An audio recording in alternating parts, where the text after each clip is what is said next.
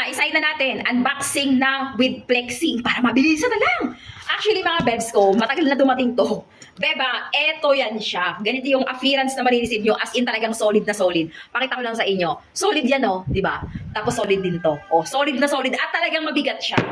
Ano, para siyang ganon. Useful to sa ating mga may alagang hayop, especially kung yung mga patuka na pinapatuka sa kanila or mga pinapakain sa kanila, hahaluan mo ng mga gulay. Ito na yung pinaka-chopping fruit and vegetable. Sorry mo tong video na to kasi ganito gamitin yan. Napakadali lang talaga, ihahalo mo na lang yan sabay-sabay na lang. Ganyan lang yan, sobrang dali lang. Kaya panigurado sa mga may alagang hayop, manok, baboy, pato, yung pinakamadaling gamitin at gawin. Imbis na magtatagdag ka pa ng mga prutas o gulay na panghalo sa mga feeds nila, wala na, ito na yung gagamitin mo. Kung sa nakatipid ka pa ng oras, sobrang hassle-free. Naka-discount sale pa to ngayon. Vegetable fruit chopper, diyan mo lang makikita yan sa yellow basket ko kung gusto mo ng ganitong klase. Yun talagang pulido ha, at yun talagang pinakamatibay yung pinaka-hook niya. At napakatalim na mga blade niya. Kaya kung may mga alaga kang manok, baboy, pato, kailangan na kailangan mo to sa farm mo. Huwag ka na magdalawang isip pa, i-check out mo na habang mura pa.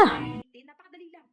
Alam mo na gagawin mo, check mo na if you want this, kung bet na bet mo yung ganito, wala ka na yung magagawin, check mo na agad yan.